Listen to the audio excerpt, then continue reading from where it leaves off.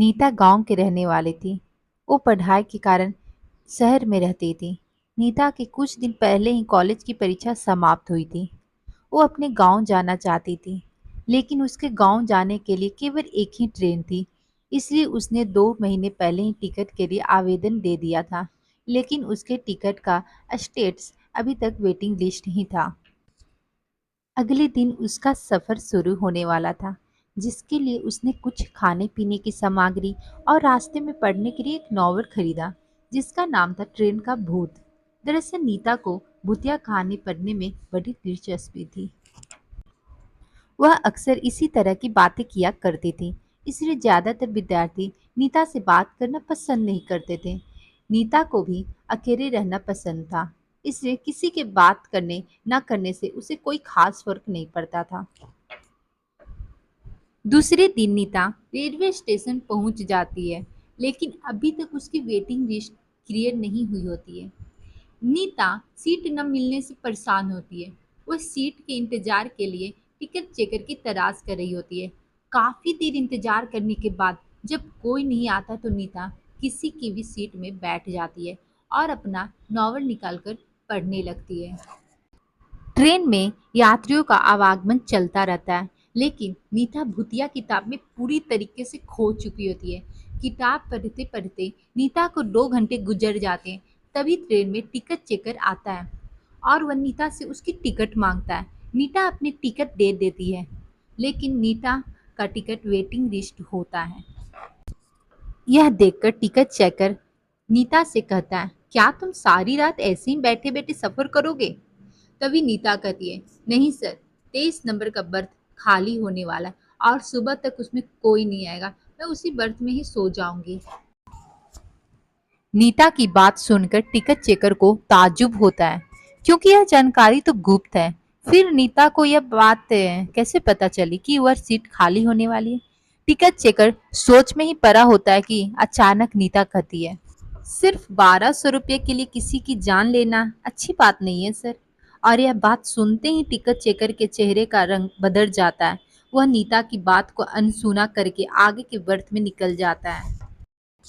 दरअसल नीता जो नॉवेल पढ़ रही होती है, उसमें भूतों को अपने संपर्क में लाने का मंत्र लिखा होता है, जिसे गलती से नीता ने पढ़ लिया था और इसी वजह से नीता के अंदर शैतानी रूप प्रवेश कर चुकी थी।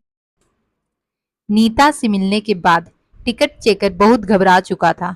दरअसल 15 दिनों पहले गलती से एक आदमी ट्रेन से गिरकर मर गया था, जिसकी वजह एक टिकट चेकर था, लेकिन यह सिर्फ एक हादसा था।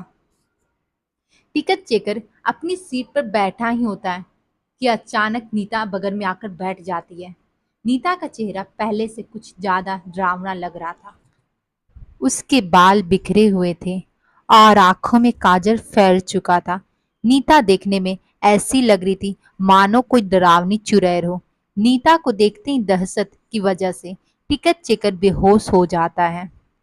कुछ देर बाद जैसे ही टिकट चेकर को होश आता है, तो वह रस्सी के सहारे बाहर लटका हुआ जोर से चीख रहा होता है।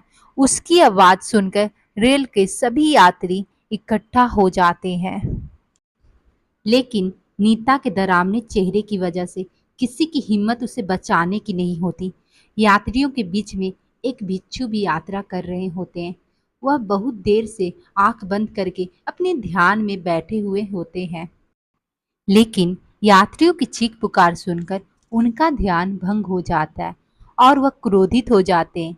लेकिन जैसे ही उनकी नज़र बाहर लटके हुए टिकट चेकर पर पड़ती है, तो वह अपनी जगह से खड़े होकर नीता के पास पहुंचते और ऊंचे स्वर में कहते हैं, तुम उसे छोड़ दो, तुम्हारे साथ न्याय होगा।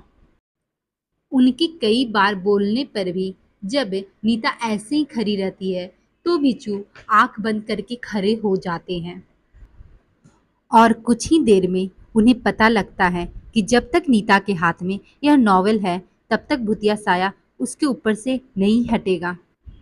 भिक्षु अपनी बुद्धिमत्ता से नीता के हाथ से नॉवेल छीन लेता है और उसे ट्रेन से बाहर फेंक देता है। नॉवेल का संपर्क जैसे ही नीता से दूर होता है, तो वह बेहोश होकर ट्रेन के अंदर गिर जाती है। लेकिन इसी बीच टिकट चेकर जो कि ट्रेन की खिड़की से लटका हुआ था वह नीचे गिर जाता है। इत्तेफाक से उसकी जान बच जाती है, लेकिन उसे जबरदस्त शारीरिक क्षति पहुंचती है। भिक्षु नीता को अपने काबू में करते हुए रेल से नीचे उतार लेते हैं और उसे उपचार हेतु अस्पताल पहुंचा देते हैं। रेल पुलिस की टीम टिकट चेकर को मौके पर जाकर इलाज मुहैया करवाती है। वह भूतिया नॉवल इंतजार कर रहा है अपने अगले शिकार का, और इसी के साथ रेल की भूतिया दास्तान कहानी समाप्त हो जाती है। अगर मेरी स्टोरी आपको अच्छी लगी तो आप मेरे चैनल को लाइक, शेयर और कमेंट करना ना भूलें। अगर इस तरह की वीडियो देखने के लिए मेरे चैनल को सब्सक्राइब कीजिए और बेल आइकन को प्रेस करना ना भूलें, ताकि मेरे स्टोरी की नोटिफिकेशन आपके पास सबसे पहले पहुंचे।